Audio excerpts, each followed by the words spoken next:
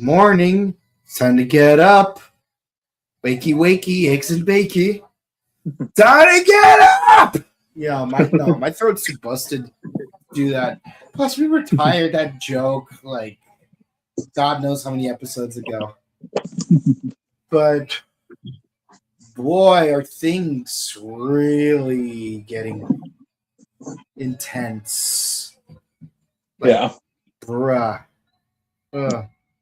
But yes, what are we here to discuss? It's Kamen Rider Zeztz, episode 21, case 21, bust, destroy the enemy base. And wouldn't you know it, all four of us are here. It's just that we were just caught up in a side quest, all things considered. But yeah, now that we're all here, let's begin. Hold on. Let me take that. Let me take off that layover. Okay, there we go. You look like you just woke up from a bad dream. Nah, it's just the gimmick I'm doing. I was on a conference call with someone, and it kind of escalated to the point of remembering, despite what people might believe and think, doing a photo shoot in northernmost Canada in December with a wind of 10 miles per hour and I'm keeping warm, and yet our models have to be in nothing but a silk scarf. Dang. Nothing. Laughter, comedy, pretty much. It's like, no, there was nothing at all provocative about that, and we just kind of went into that whole, like, wasn't that funny? Yeah, the most unfunniest situation happened to be the most hilarious thing ever. So I'm like, you know what? Who was the dumb? Well, they said they wanted to do a photo shoot in December, but I said, yeah, in California, not in northern Canada. So at least do it in Big Bear, you know. I mean, like, if you want to get that whole winter aesthetic, where you're like, oh, there's snow all about. Well, you know how America is. There's a reason why Canada's called the Great North. You know how America is. Also, the fact they wanted to get that authentic look of no man's land, and I'm like, yeah, well, this is totally where to do it. I am just so, it's really something, because I got these big oven mittens, and I feel so bad. I couldn't even keep a straight face. I'm like, I'm gonna go over here because it's nearly below, and the men are keeping warm while the women are freezing whatever it is they can or try not to. So, yeah, funny times. And they said we should do it again. Have we learned nothing? Fine, not me. That's being frostbitten. I actually like the cold. So. Me too. Yeah. So we, I swim in ice and cold dips for like extended periods of time. Imagine reliving that situation. Oh, like, again, I'm like, wow, no, we really were actually dying of laughter. We were actually a situation that most people would assume is like, oh, that had to have been like, no, not at all. Not at all. It was possibly the most hilarious, the most silliest, and possibly the most frightening situation that we could ever be in. Just like the title of this episode that we're reviewing. Bust. Enough of my artistic escapades. What the fuck have you called me here for? For our autistic escapades. Ugh. Yeah. Ooh. Mm-hmm. Yeah. You know what? Can we say, yeah, we fucked up. We messed up here. We really did. And it's to Baku's credit, it's not that he didn't try. He did. Yeah. He did. He put everything into not letting this happen. But did we ever establish like a hierarchy or a ranking system among these creatures? Not really. I mean, we pretty much figured out that that these brain things are probably like the lowest ranking ones. Mhm. Yeah, because I'm just like, we're seeing so many of them running around, and yet, and obviously, yeah, not every nightmare has been of various qualities and sizes. It kind of goes like in Bleach logic, where it's like where we first were introduced to like a Manos, and it was like seen as like this. Oh God, no one's ever seen these things. No one's ever, and they're gigantic and huge and like intimidating. But they're the weakest ones. Yeah, the big ones. And then finally, it's like fast forward like 50 chapters later. Yeah, those are just the foot soldiers. Those are just they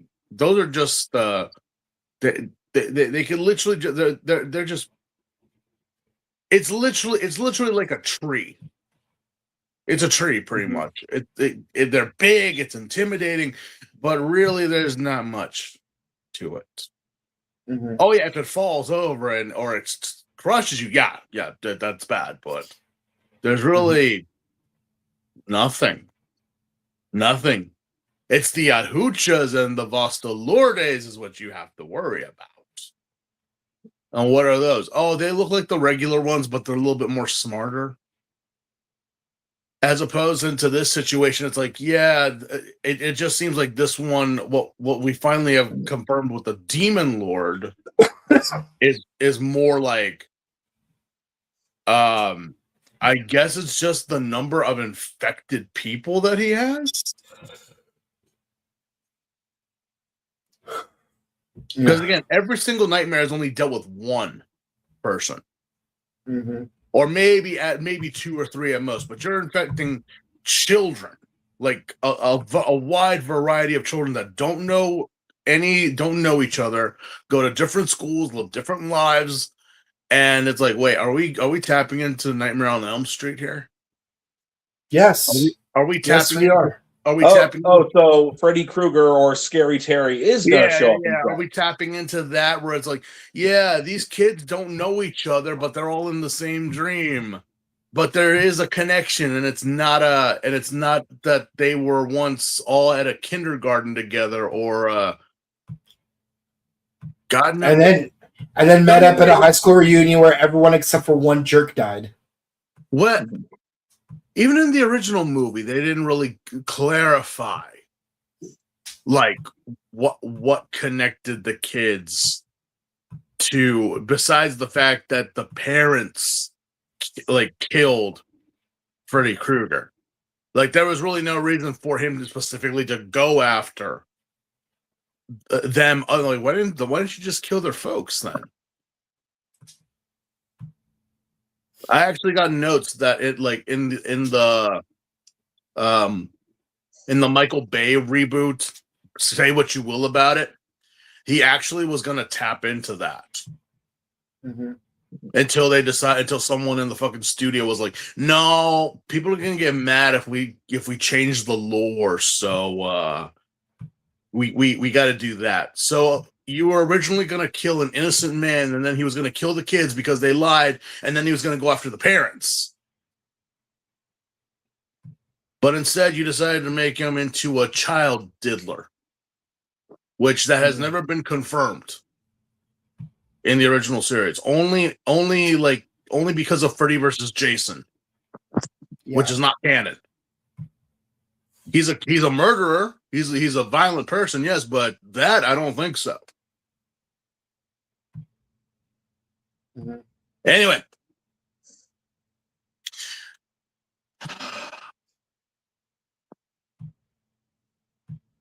Title card. Yeah. Oh, we already did the title card. Oh, did you? Yeah. What the fuck? Yeah. You showed up right I'm waiting for a title card. During the title card. I was waiting for a title. Like you showed up literally during the title card. And you didn't tell me. I'm waiting for a title card. That you knew. I know nothing. You're in the lobby. Why do you think you asked me to be on this show? Anyway. Yeah, let me pull up the scopes here. I have it written down. Yeah. Here we go. No. Mhm. Yes. No. Yes, no, maybe. I don't know. I don't know. I was Repeat the no, question. I don't want I don't want that. Mhm. No, that was last week's episode. Yeah. So Oh, basically, I found it. I found it. I'm sorry, guys. I'm so scatterbrained right now. It's Monday, and I've been like literally in the crypt.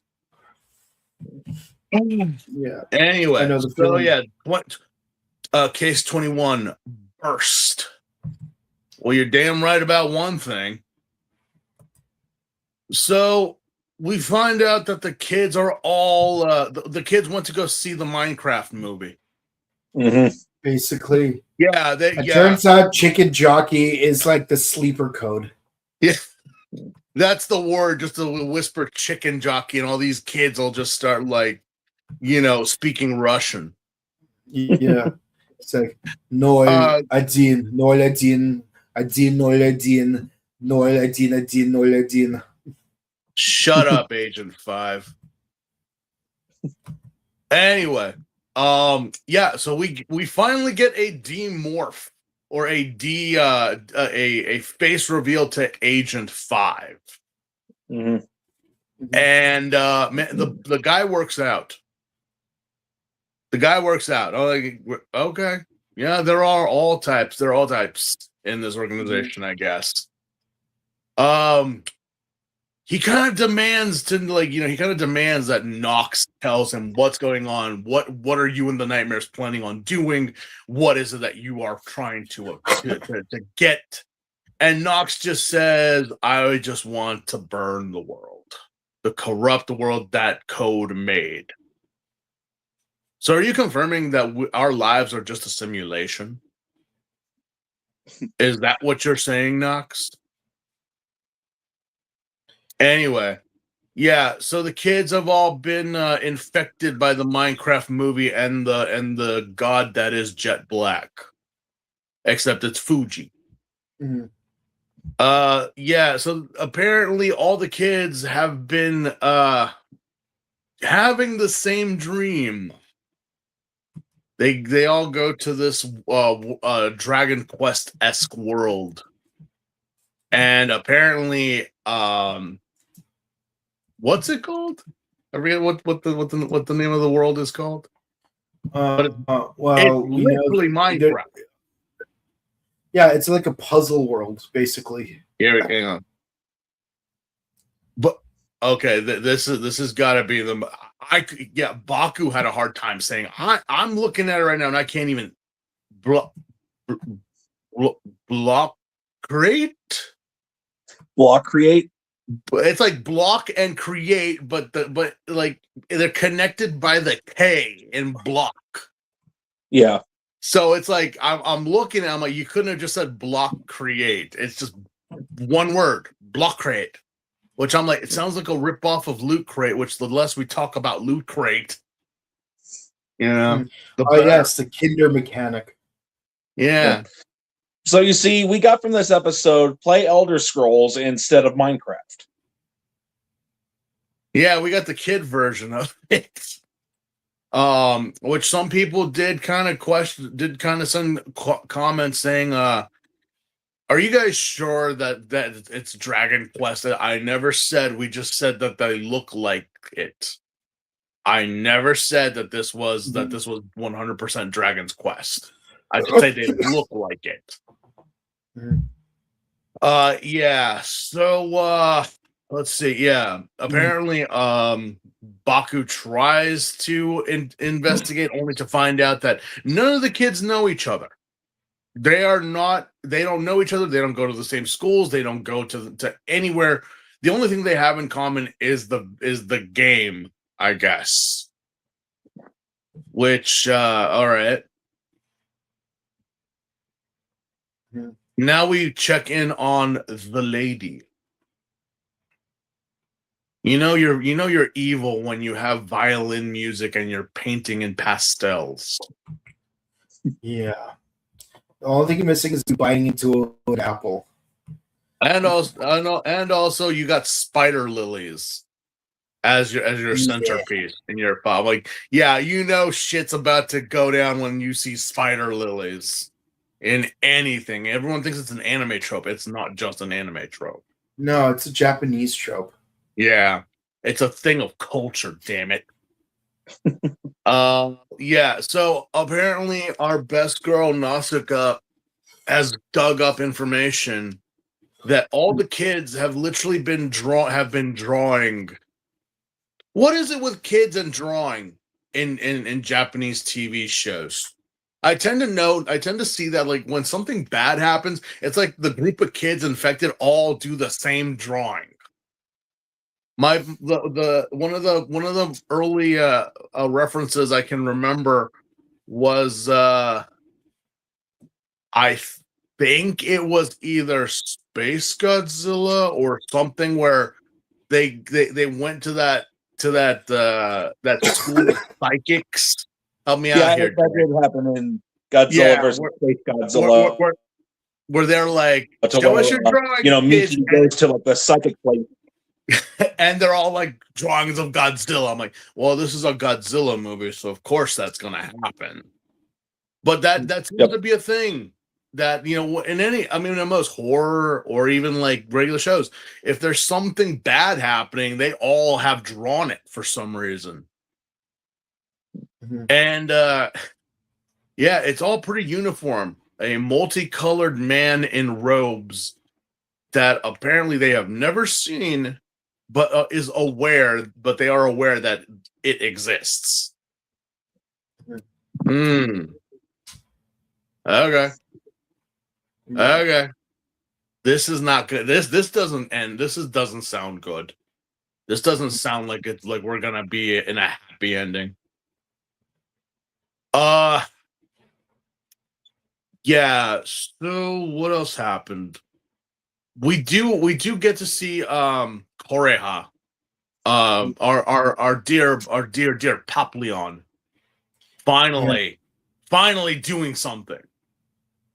She's with Agent 5, which you said that Agent 5 was someone before, right? Mm-hmm. Was he was a Sentai, wasn't he? He was Sonoroku from Dawn Brothers. I've seen the show. So basically you have like this rival factions who at first like we always like perceived as the bad guys. You got Sonoi, Sononi, and Sonosa. Oh, so not part of the main team. It's like the other ones. No, they're like three other guys, and it's like from their point of view, they're the good guys.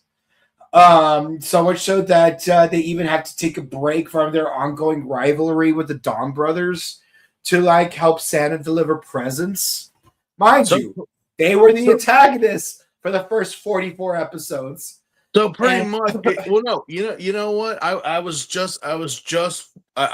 been watching it. Yeah. And that just sounded, so Dawn Brothers is almost, obviously I know it's the story of Momotaro, but that whole setup is literally the setup for Samurai Troopers. Yeah, so basically, like just before the three of them baby face turn, we encounter like three additional members of their faction, Sonoshi, Sonogo, and Sonoroku, but they're like affirmatively bad guys. But Sonoroku in particular, like he is hilarious. Again, it's literally samurai troopers, or what in America we knew as Ronin warriors. Yeah. If you know that show, it pretty much we have 5 multicolored samurai and they're all fighting for good, but apparently the bad guys, they haven't been told they're the bad guys. They were told that these guys were the bad guys, and it's like, no, there is a bad guy. It's not all you guys were originally a part of the same thing. Yeah. It isn't until like way later that you finally realize, wait, we've been screwed. Yeah. So the final bad guys are actually 2 other members of the same group. Sonona, who was played by Yellow Racer, and a certain character that we don't like to talk about. Let's talk about a character we do like to talk about. He was Bud in Zyuohger. Yeah. We'll look it up. I'll look it up. But also, did they? I mean, I don't know. I'm pretty sure that both stories are linked to the tale of Momotaro's, because there are similarities. And another interesting thing about that other group in Dawn Brothers, they're all visually based on other tokusatsu heroes. Like Sonoi is based on Condor Man. Like not the Sentais, but extra heroes that have been, right? No. Other tokusatsu. No, you know how Ishinomori made a bunch of like other tokusatsu, like Inazuman and Hikaider. Yeah. Which that could all be that could all kind of be as metal heroes too, but they're apparently not. Yeah. I wouldn't consider like Hikaider, or I mean, we have Metalder, but I wouldn't consider Inazuman or Zubat, metal heroes. Yeah, they're based on other. Their designs are based off of like other Shinomori properties. Zubato, no, but Hikaider and Hikaider that could have been, but we have Metalder for that. Mm-hmm. So no. I mean, they could have, but again, Ishinomori kind of just did his own thing, really. Not really thinking it was going to grow into what it is or what it has been for 50 years. Yeah. So, yeah. Where do we leave off here? So Baku, Nim, and the kids actually do go to the Demon Lord's castle. Which I don't know about you, but how is it so easy just to infiltrate Demon King's lairs? Well, that's a good question that could be very well answered by someone named Taki. Go ahead. That could be easily answered by someone named Taki. But I'm sure that even Taki would just simply say, there's a simple explanation for that. Just walk right in. Ask for tacos. Old Super Nintendo games, they had this crazy layout of like getting you to the final boss like in no time flat, but you knew it's like you're not ready. What are you gonna do? It's gonna go up to the last level. I could easily go to the last level right now, and just you're gonna die. I know. Yeah, what's it called? Breath of the Wild lets you do that. Breath of the Wild, like a bunch of Zelda. Zelda was notorious for that at a time. A couple of Mario. I remember when I was really young, my older siblings, they played the Super Nintendo, and then we had Mario games for them. Like they had Mario All Stars, like the 16-bit versions of the NES games. And I remember them, like my older sister in particular, showing me like, the warp tunnels and whatnot, so you could get to the final boss a lot faster. But then it's like you had no idea what you were doing. You hadn't built the experience that you did. So it's like, we can get you to World 8-1, but you're gonna deal with a lot of stuff that you've never dealt with before, so you're gonna lose ridiculously. So yeah, I don't know how much security the Demon Lord has in his castle, or how confident he is in his skills, but regardless, he is very confident. Because again, if you got no security, but you have the elements, and I mean, the 4 hurricanes, lightning, rain, a fire surrounding the mountain, and a moat full of lava. Mm-hmm. And that couldn't keep 2 kids, a dream girl, and a headliner player, and a headliner of boy love dramas. Couldn't keep them out, could you? No. Yeah, that's what we call plot armor, ladies and gentlemen.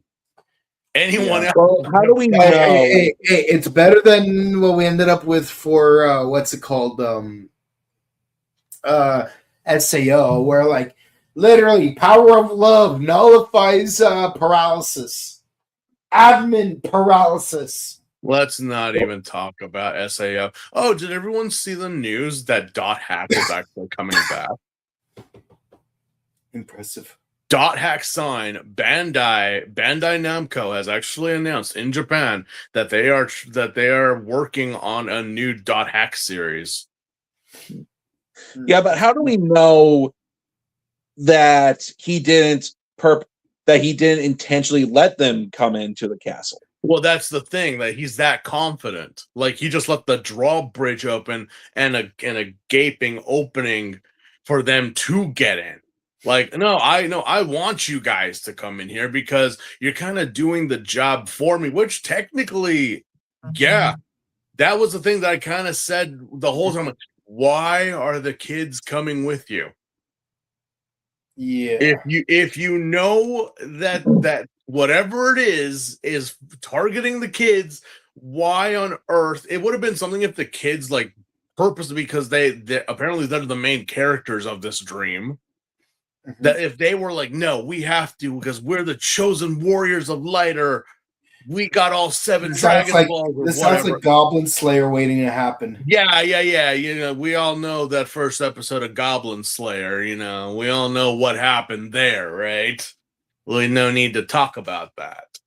But it's like, yeah, Baku Nem, I'm very disappointed in your lack of judgment here. Like, again, I know, like, well, we because either or the monsters were going to get them anyway, right? And instead of getting the kids out, you kind of just made them all stay. Mm-hmm. You could have just gotten them out. Yeah.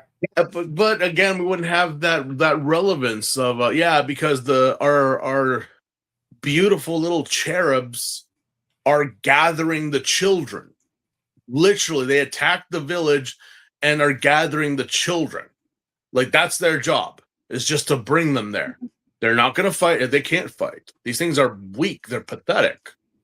They're literally... No, I don't want to say slime, because slime is not pathetic. Mm-hmm. Yeah, actually, can you imagine a crossover between Reincarnated as Slime and Goblin Slayer? Because one says the only good goblin is a dead goblin, but the other one created a whole advanced civilizations predominantly made of goblins. Very nice and sweet and loving goblins. Say what you will about any mythical creature. I love how people want to say, like, oh, the most badasses are, like, you know, the manticorns or whatever. I'm like, bro, you do realize in the end game of most fantasy games, what you see are king goblins and master slimes. Like, we got giant turtles and the death. I mean, that's basically what Ganon is. He's a giant boar goblin thing. Yeah, Ganon dwarf. Ganon, he's literally a goblin. That's literally what he is. Oh, he's a pig. He's an orc. What's an orc? It's not a troll, and it sure as hell ain't a goblin. It's kind of like an advanced goblin. Yep. So again, give it some time. Give it some time. A goblin can become something. A little slime can become something very deadly. Hell, look at the Blob. Oh gosh. You ever? I mean, and I'm not talking about the Steve McQueen version of the Blob. I'm talking about the 80, 87, 90s version with what's her face from the Saw franchise. Is that the same one to where it absorbs a kitten? Because I don't want to see that. No. It's the one where the guy was like, where the Blob killed a guy by grabbing him and pulling him through the sink. And then the other time was when they're not afraid to kill children in that one. He actually grabbed 2 kids and they tried to get away, but they're already dissolving. Jeez. Yeah. So slime. Yeah, I'm gonna be honest with you. The Yellow Temperance episode of JoJo is very unsettling, and it has nothing to do with Again, people want to say like, "Oh no, it's got to be something badass." You really don't understand what it is that you're dealing with, do you? Yeah, one of my favorite Dio moments from JoJo was this conversation he had with Bucci. It's like, what would you consider to be the weakest stand? I mean, that's an arbitrary question. There's really no such thing as the weakest stand. No, but I mean, like, if you had Mike Tyson fight Muhammad Ali, who would win? That sort of thing. What would be the weakest stand? And it's like, yeah, no, here's the weakest stand. It's called Survivor, and it looks like a giant neuron. And what it basically does that it basically triggers fight or flight response that forces people to fight each other, and they become hyper aware of each other's weakest anatomical regions. So basically, you have like a prison bar. You have a prison brawl to the death. And no one has any self-control in that process. So it's like, yeah, this is technically the weakest stand, but look at how much death and destruction it has caused. Mm-hmm. Yeah. Let's see here. Okay. So our weak cherubs are doing their job and bringing in the children. B-plot, Koreha and Agent 5 are going to have a round 2 with Nox. Yeah. And we finally get to see Koreha actually transform in this series. Yeah, it's been hinted at, but we don't see it till this episode. Their transformation is actually interesting because they're put into they summon them like pods, like test tube beakers, and of course, their transformation is called Invoke Lord System, which both of them are designated titles. One is called, let's see here, Panic. Shock and Panic. Interesting names. Why do I feel like Bobcat Thornton should be here? Huh. Why should I feel that James Woods should be here? Ooh, he's candy. Yeah. Well, no, that was Pain and Panic. But it actually does when the test tubes break, it actually does say release the pain. So technically, I guess we're referencing, but not really. Yes, we do get our lady form, which is Pain, which is Koreha. Silver base suit, but with a turquoise, I want to say fuchsia violet visor. It actually does work with the silver motif. I was not that big on Agent 5's like aesthetic of yellow and red. Looked too much like ketchup and mustard. My name's Tom Ado, and I am anchovy, and I am Caesar salad.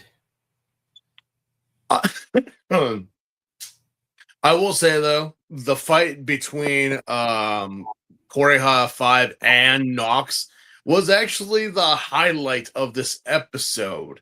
I know we had that whole thing in the beginning between 5 and Nox, but this was actually like, okay, we're getting a bit of a layout of how this works. I know that they're working on this, but technically they're, and it's not because one thinks this and the other is like whatever. No, they pretty much know that they have to defeat Nox. That's a given. They have to. And even if it means that they have to sacrifice themselves, they'll do it. And it doesn't matter. Because I was like, oh wow, we're in a situation where Agent 5 has gotten Nox pinned and Koreha is ready to just like to shoot him and fucking and just blast him. And it's like, wait, are you gonna kill 5 too? And he even says, I'm ready to die. That's what we have to do. And of course, Nox is like, you're such a stupid dog. Really? The bad guy is giving you lip before you guys bite the bullet. I'm like, no, well, it's not technically teamwork. It's more like, yeah, our lives are expandable, which asks the question, okay, so is that just Agent 5 talking, or is that the programming conditioning that supposedly all code agents must go through? Because I promise you, Baku would never have shot, nor would he have like sacked. Well, maybe he would have, but to just be like, I'm expandable, no. I'm like, yeah. But I not surprising, Koreha actually does take the shot. She actually does shoot the hell out of these two. Without hesitation. I was like, no, I know that if this was anyone else, there would have been a moment of like, no, I'm not gonna do it. There would have been some hesitation. No, none whatsoever. None whatsoever.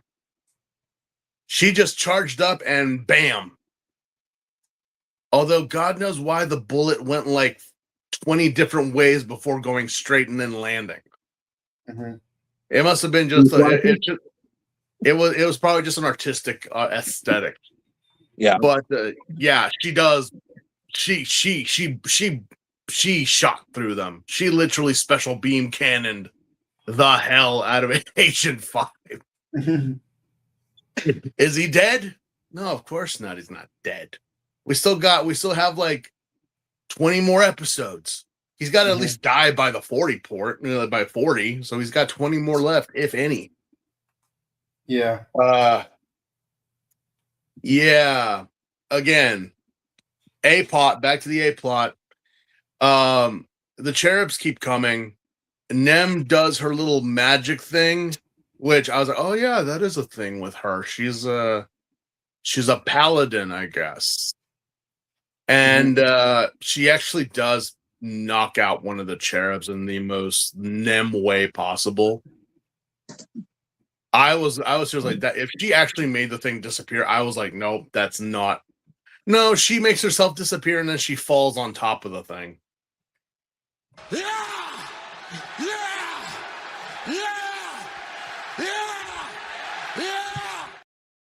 You people disgust me.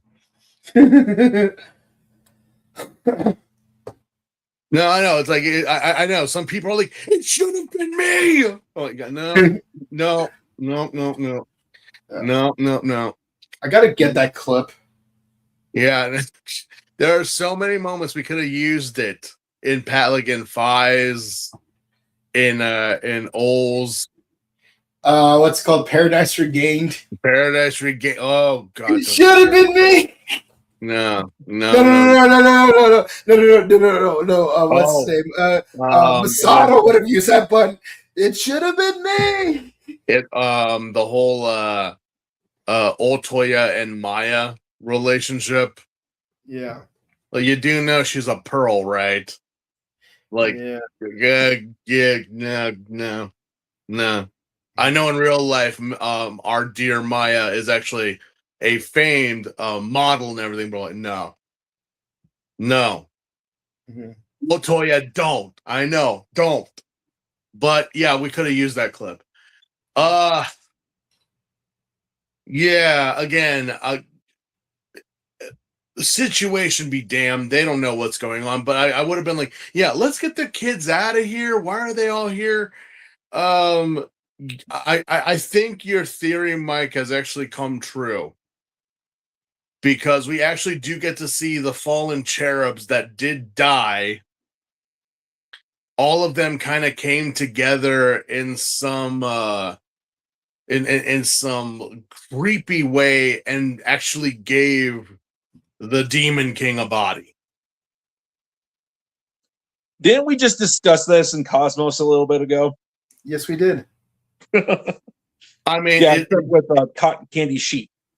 It does kind of fall under the logic of a Menos Grande, where lower ranking hollows must come together and they all pretty much fuse into a giant with a single consciousness. Yeah, with a single consciousness, and I'm like, is that what the cherubs are?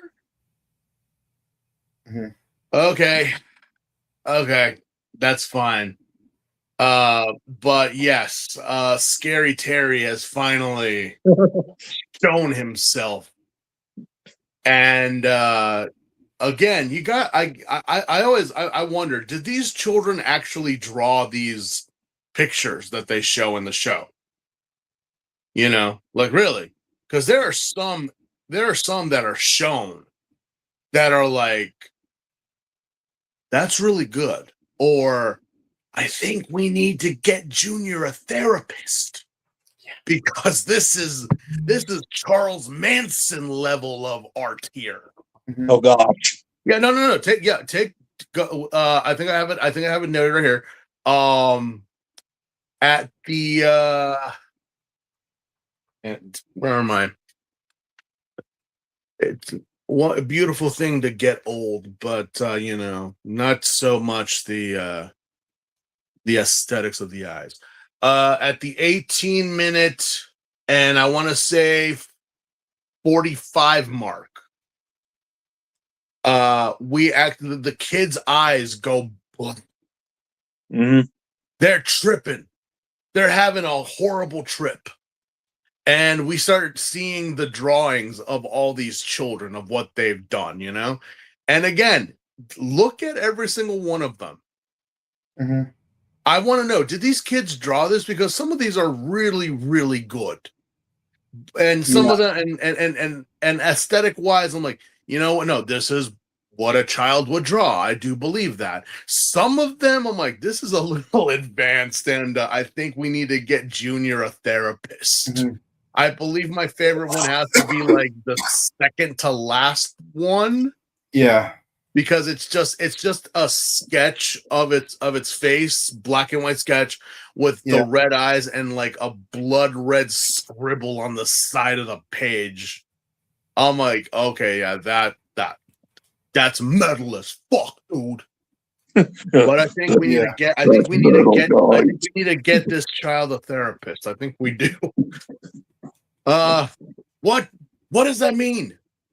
Well, it means the Demon King has shown up. So, and by the Wikipedia, apparently this thing is called the Chaos Nightmare, or that's the title that it's been given. We don't. Really everyone just call it. Well, the kids all call it the Demon King. Yeah, they call it the Demon King, but like on the official wiki, you know, take what you will on that. Apparently, the title of this thing is called the Chaos Nightmare. That's what officially they've designated it as. I'll just keep calling it the Demon King, honestly, because whatever it did it.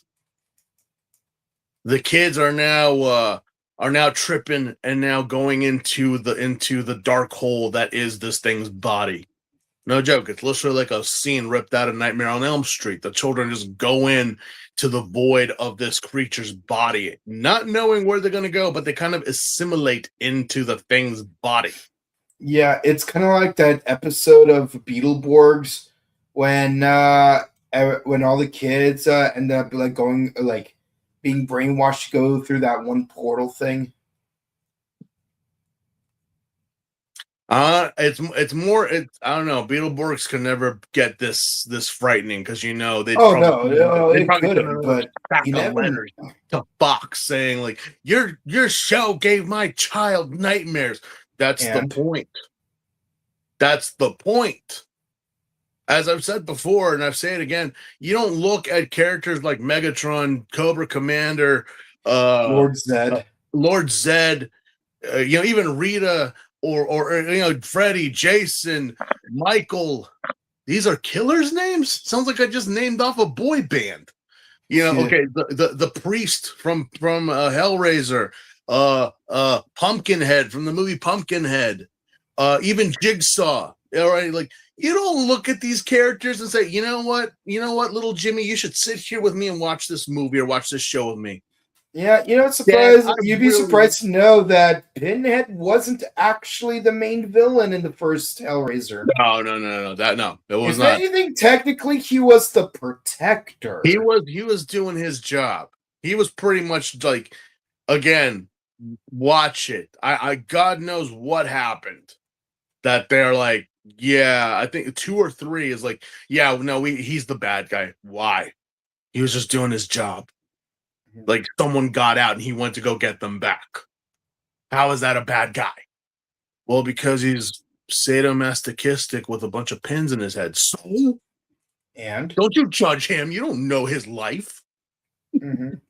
Anyway, yeah. So, like I said, you could not get away with this in American broadcasting because, like we gotta make the villain a clown and a bad and a joke, not a bad guy. This guy showed up and he is like, even with the very little that he says, he doesn't even say anything. He just kind of,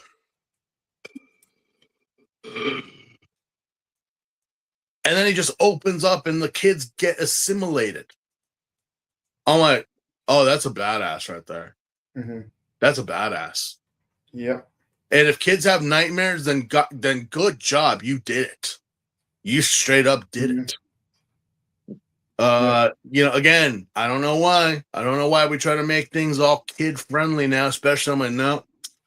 This is again, there are some spaces children should not be in. If they get nightmares watching this show, then job well done. Someone deserves a raise for that. I remember the actor for Philip in Double. He said that when he was a kid, he watched Kuga and Agito, and they gave him nightmares sometimes. And that's the point. Kuga and Agito, again, early Heisei, even late Heisei, like the 80s and what we went through. Like we said, Mike, Black was supposed to be like, like the devil chin, man, yeah. the devil man, the oh my god, and that goes more to Kamen Rider Shin than anything else, which is like, wait, why? Because halfway through the series, they were kind of they kind of got chicken shit because people were like, yeah, this is supposed to be a kid's show, right? Yeah. Well, I don't appreciate it, but your kids watching Cutie Honey and Devilman, which also got 80s very graphic reboots. So how come that's cool, but not because it's Kamen Rider? It's all the same as the Power Rangers. Like, we can't have Power Rangers on the spectrum and supposedly doing drugs and having relationships with the same sex. That's why the 2017 movie sucked. It didn't. It did not suck.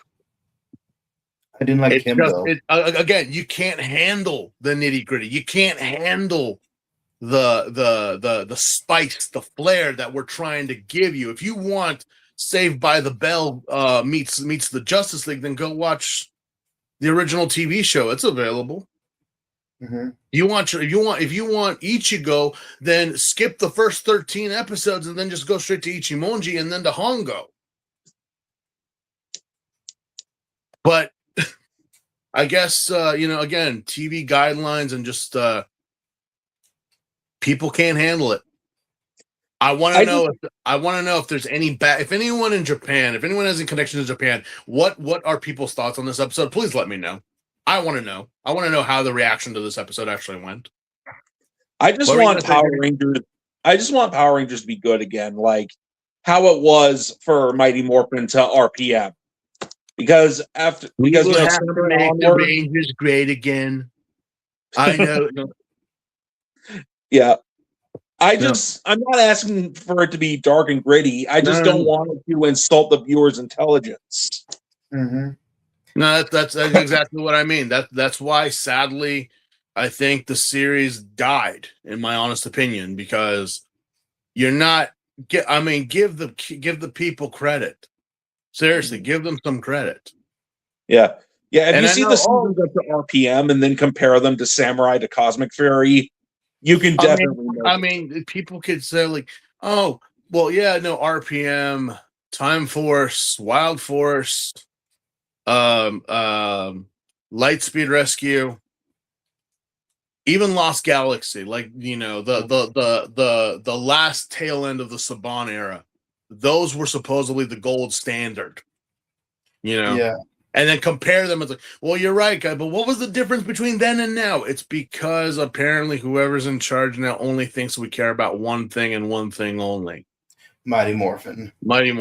Which even then they did have those episodes that even now as an adult, as much as I'm like, I don't like watching this series anymore, there were some that I'm like, that was actually dark. They actually went there. I actually forgot about this episode. Yeah, honestly, for me, the Pineapple the Clown episode, the Pineapple the Clown, was actually darker than the Sentai counterpart of that episode. The Samurai Fan Man episode. Yeah.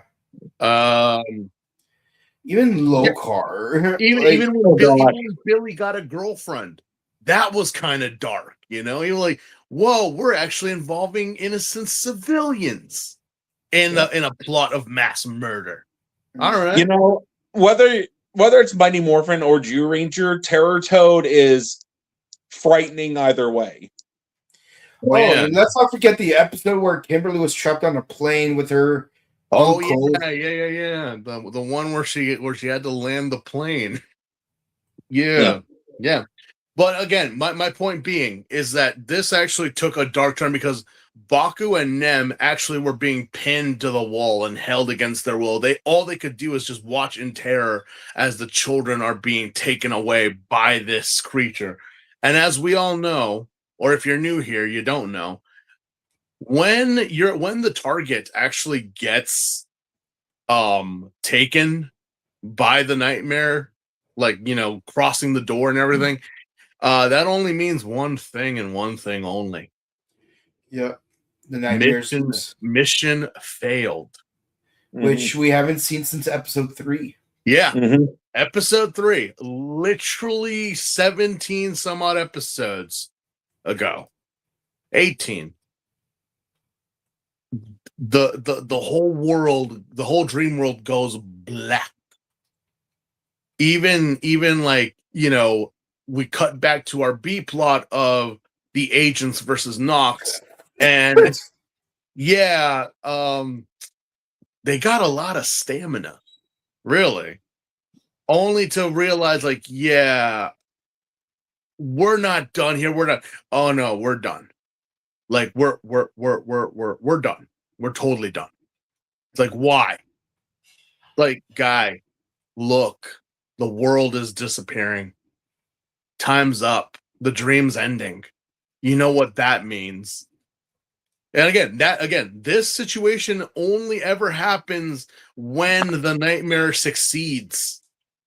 If Baku and company actually do beat it, they just wake up. They just wake up from the dream, no problem. But the fact that they're willingly seeing the world disappearing and turning into a black shadow, you know you failed.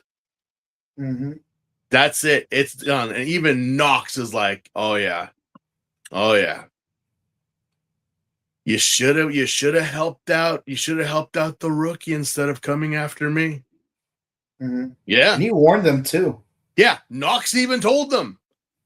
Because there was a little confrontation between like Baku and Agent 5. It's like, yeah, if you're not really certain that Baku could actually handle this, why don't you go with him? Fuck Nox. I mean, you're not going to get anything out of him, but why not go with Baku and Nim? Yeah. Again, everyone fucked up here. Everyone messed up. Baku tried. He did. His mess up was that he didn't get the kids out like right away, or even Nem to get them out. No. And the other two fucked up because they just focused on Nox, which Nox was basically it's like Naruto. It's like Sakura. You're focused on Sasuke, who's far away, instead of helping out Naruto, who's right in front of you. Fail. Yeah, no, the whole thing is that if you guys had just, again, even if you had left Nox alone, Nox still would have shown up to the Demon Lord's castle. He still would have been there, which is technically where he was going. Yeah. And you guys could have helped. And what's funny is that even the 5 even mentioned how it's like, so is that Zero's favorite agent? He's a scrub. Like, what's so special about him?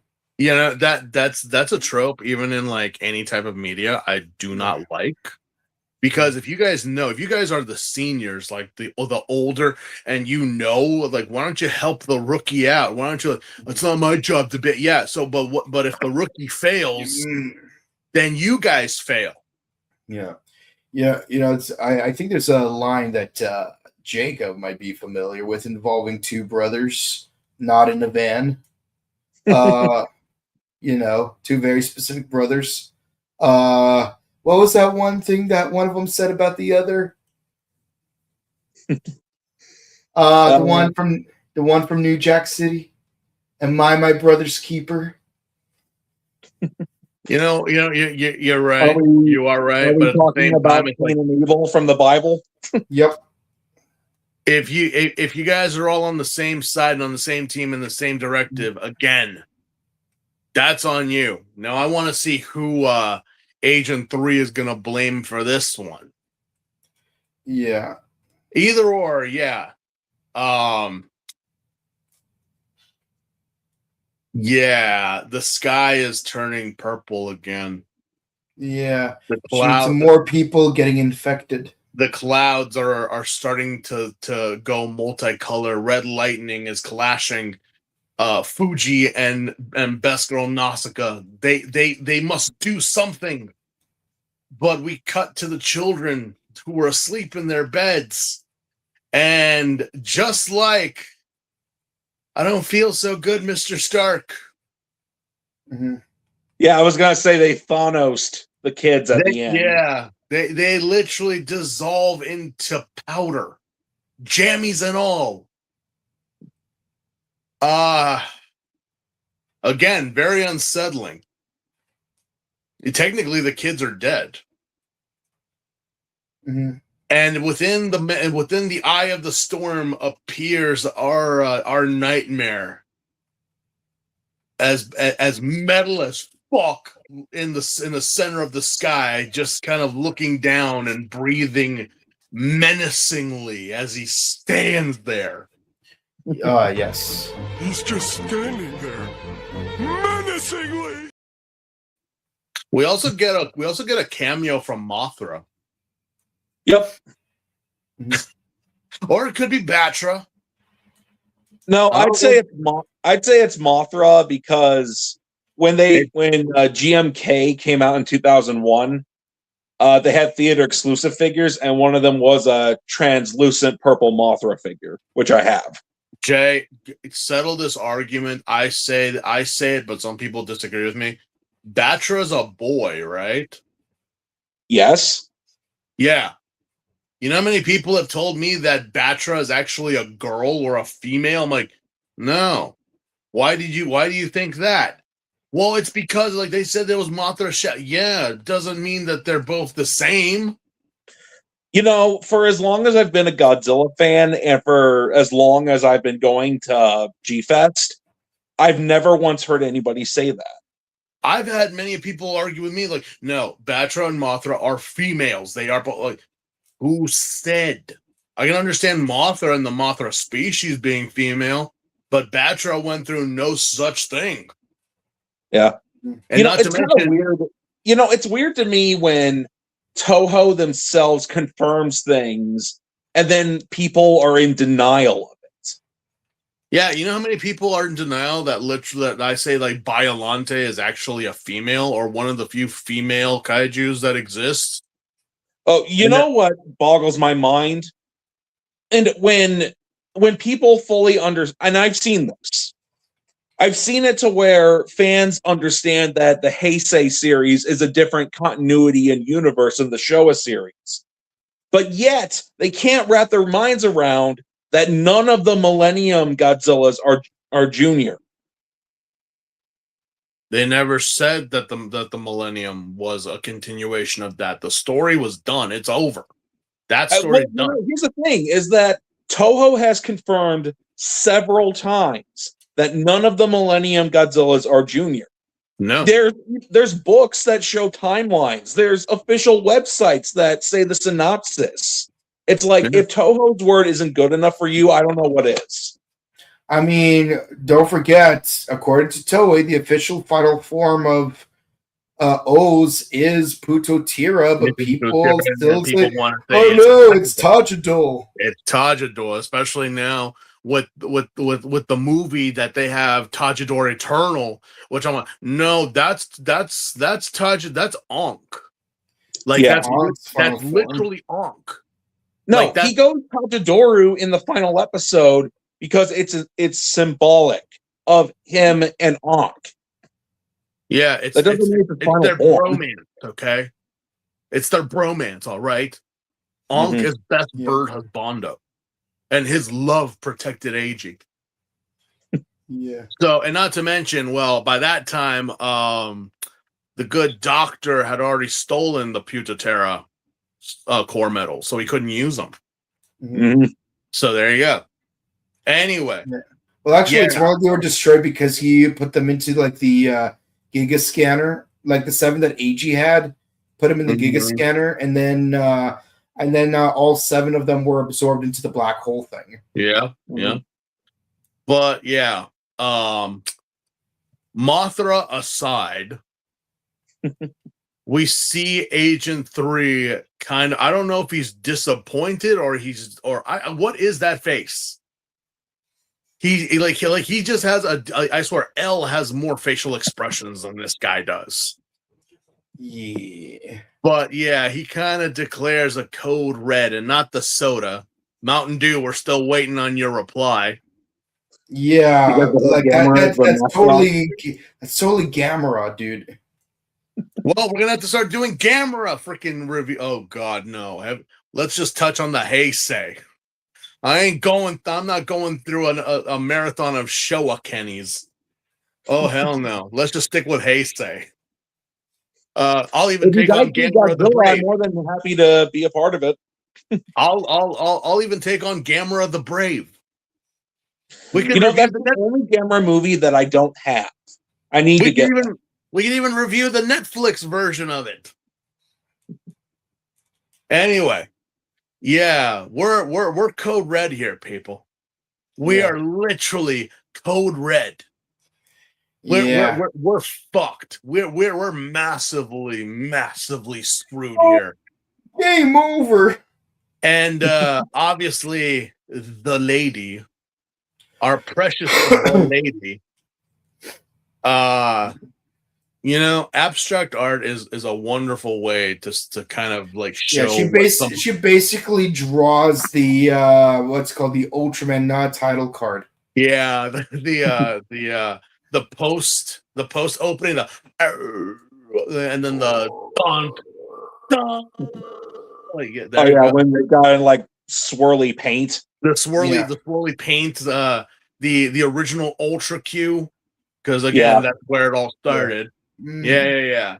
I'm kind of wondering. It's also the motif of the what's it called? The foot soldiers from Dawn Brothers, who, by the way, they're just civilians, like they're just normal people living their lives just in an augmented dimension.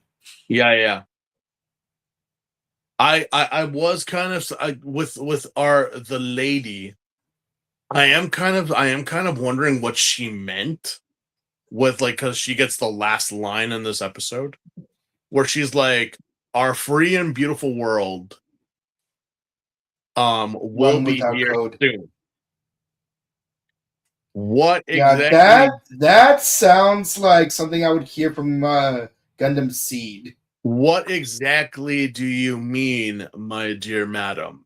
Like, what world are you talking about? The physical world, the dream world? Are we talking about a new world order? Are we talking about like something like, some type of cataclysm that will terraform the planet and repopulate with cockroach aliens? We don't know.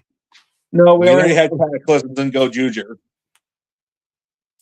All we know is that next week we are dealing with that nightmare. The battle between Nox, Koreha, and Agent 5 continue, and we get an upgrade. Mm-hmm. A very small upgrade. Would this be considered like a true upgrade, like a secondary form, or is this like just like, oh, it's just a upgrade? Like, not like, oh yeah, we go from Ols to the combos and then finally to Putaterra. No, this is just like, it's Ols, but it's like one of the 100 or 250 some odd combo combinations. Mm. We don't know, but he's jacked. Baku gets jacked next week. Mm. But that's it. That's case 21 first. And babies, you weren't kidding. You were not kidding. The walls had burst. People are infected. We are in code red. And God knows what else is going to happen. Let's hope to keep the momentum going. Final thoughts. Oof. Wow. This episode, it's like everything that could go wrong goes wrong. 10. Yeah, I give it a 9. I thought it was good. I didn't expect it at the end for it to come out into the real world and then assimilate the children and whatnot. So now I'm thinking, all right, are we gonna have like? Well, then again, it'll probably just be Baku seeing from the preview, but they might have it to where Baku 5 and 6 all have to take on this threat together. Yeah, I know last week I said, I gave it a low score, but because really nothing happened. It was all just a setup of like, oh yeah, watching now this episode along with this current one, this could have been one solid episode. It could have been. So now I take that and I say in general for the story, we're at a turning point. It's almost as if like we've come to the conclusion of the arc and I'm gonna start a new one. So yeah, this one, episode 21, gets a solid 10 in total, both 20 and 21 in combo. Because we got nothing in the beginning, but the payload at the end really just like, oh, okay, I did not think you guys were gonna screw it up this bad. Yeah. It's like, the irony is like, again, the irony is that had they helped out the kid instead of being hyper focused on Nox, they might have been able to like complete the mission and intercept Nox. Yeah, but again, I mean, Koreha she's just a lone wolf. She's just, our sweet Papillon is just, again, she's a lone wolf. And that's what, from my understanding, she has always been that way. 5 is just stupid. Like, doesn't, I think he's like the whole, like, no, it all boils down to me thing. Baku is just trying to do it all himself. Yeah. See, I liked him better as Sonoroku because at least he was just a lovable meathead, But still, still a menace. He's a meathead, but he's literally the definition of. So Yeah. Oh well. Yeah, but at least like when he played the bad guy in Dawn Brothers, he was a lovable meathead, like Knuckles. In Boom. I still love when Boom Knuckles says, "What a silly robot! It can't even talk good like me do."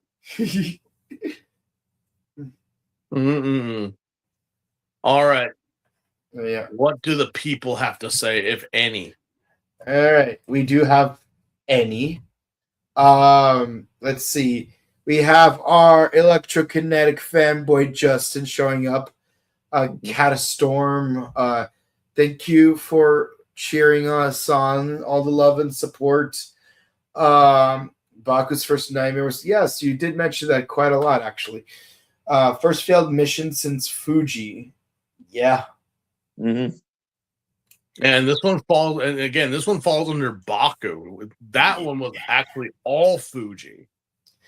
Yeah. Yeah, and the interesting thing is at that time you could overlook his first failure because it was literally his second mission ever. Like, of course, yeah, you might succeed on your first, but you're definitely gonna screw up on the second one. Like, you're still a new guy. But keep in mind how far he's got since then. He's gotten a lot more of those capsums. He's got the plasma capsum. He's got the boost. He fought against the best of them. He fought against Nox and all sorts of things, the movie. And then after all that, in the end, it doesn't really matter. Again, now that you've introduced other agents, it just doesn't fall under Baku anymore. Yeah. If it was just Baku, I can understand. But this is like everybody's failure. This is Code's failure right here. Yeah. I'll even throw in 3 in there because again, you're not supporting Baku. You're not supporting anybody. Yeah. You send Koreha and you're just taking a chill in the backseat on that sitting spin where Zero used to sit. And as Harry Potter once said, you don't deserve to stand where he once stood. Yeah, this is not just one person's failure. This is everybody's failure because again, if you had just thought it through for a minute. It's say what you will, at least Zero to a lesser capacity actually went out to the field. Well, Zero is he's just a sneaky bastard. That's all Zero is. He's not a liar. He's not holding any information from Baku other than a national secret. A secret that he himself cannot say. And that's the thing that Baku wanted to know. He didn't want to know, again, who is Zero? We don't know. And Baku's not pressing him for it. What about Nem? It's well, we know Nem, but we just don't know, no, he's not pressing about that. He just wants to know, why me? Why Nox? What? That's all he wants to know. And he has a right to know. So, but did Zero ever hold back information about the case, about the victims or anything like that? No. 3 is just kind of just do your job. I'm just gonna sit here. Mm-hmm. Pretty pathetic. Yeah. So I swear, if 3 gets up in Baku's face, I will have some very interesting words we're gonna need to bleep out. Yeah, 5 is the brute. Yes, he is. Yes, he is. Lady's probably number 2. That's an interesting hypothesis. That is actually very. I am wondering what rank is she or what agent was she? If she ever was. Yeah. Or maybe she's like a founder of Code. Yeah. You know. I'll even take you a step further. What if she was number 1? Because like you notice that it like if 4 trained 7 and 3 trained 6, that means every 3 people are trained in the same chain, which means 4 was probably trained by number 1. Hmm. Yeah, Well, and I mean, I'm not saying that for sure. I'm just saying it very well could be because, like, I noticed the pattern of like 3 trained 6 and 4 trained 7. Mm-hmm. Yeah. Which means that 2 probably trained 5. And so who trained 4? Number 1, probably. And think about it, 0 could have trained 3. That's probably why 3 is the one in charge right now, amongst other reasons. We don't know who 1 is. We don't know who 2 is. But if the lady was number 1, it would make sense why Nox would follow her because remember, originally Dooku, when he turned to the dark side, he wanted Qui-Gon to go with him. Qui-Gon simply refused. He wanted to follow his own path. That's not Dooku's path or the Jedi's path. Yeah, Liam Neeson, you really screwed the pooch on that one, didn't you? You knew that he left and you didn't do anything. Mm-hmm. But then again, how are you supposed to do something against I mean, everyone kind of knew that he left. They just did not know he became a Sith Lord. It's like, you know, could Liam Neeson take on the greatness that is Christopher Lee? No one ever could. No one could. Yeah. Next question. Yeah. Zeztz will be the best lightning used in the Reiwa. Again, Reiwa will probably last a good 30 years, so it's going to be a while. Yeah. Probably going to take us another 23 years before we find out. But yeah, you know, we'll be here for that. Old and decrepit, but here nonetheless. Can you imagine we'll be in our 60s when the Reiwa era ends? We'll be here when Sentai comes out of its hiatus. It's like, yeah. Oh, God. I'll be in my early 40s when Sentai comes back. Either way, we do know that in 2051, Kamen Rider Ocean will be the main rider. That's canon. I wonder if they're actually going to hold to that. Nah, none of that whitewash nonsense. It's canon. But yeah, if you enjoyed, please be sure to comment, like, and subscribe to us on YouTube, Facebook, Twitter, Instagram. Ding the bell icon to stay notified for our latest videos. We discuss all kinds of things. Kamen Rider Zeztz, Kamen Rider Blade, Ultraman Cosmos. Tojima Tanzabar wants to be a Kamen Rider. And tomorrow, as of the time of this recording, we will be discussing the final episode of Super Sentai. It's hard to believe, but here we are. The final episode of Super Sentai. Saying it out loud just feels weird. But here we are. And if also check out our sister channel, The Buttery Show, where we discuss all things movies, TV shows, etc. We recently uploaded our vlog for Pasadena Comic-Con, as well as the first of our 4 interviews featuring Steve over there. And our next interview that we'll be uploading will involve a certain doctor, not the one you're thinking of, but one that helped create a certain scaly hero. You'll find out this week. We hope you enjoy. Our next convention dates are May 31st for Robo Toy Fest at the Burbank Marriott Convention Center, and August 28th through the 30th, Power Morphicon at the Pasadena Convention Center, featuring legends such as Koichi and Motoko Sakamoto, as well as the legend, the myth, the man himself, Kane Kosugi. Yeah, I keep the coin hidden, for obvious reasons. And yeah, more guest announcements later this week. We can't wait to find out who else will be joining in the festivities, and we'll keep you posted as news breaks out. Next week, we will be discussing the premiere episode of Project Red, Space Sheriff Gavan Infinity. Will it live up to the original Gavan? Will it live up to Super Sentai's departure? We'll find out. All is uncertain in the future, just like in Zetz's future. But with that in mind, we hope you have a great rest of your week. Check out our personal content and see you again real soon. Have a good one. Bye. Good night, Bye. guys.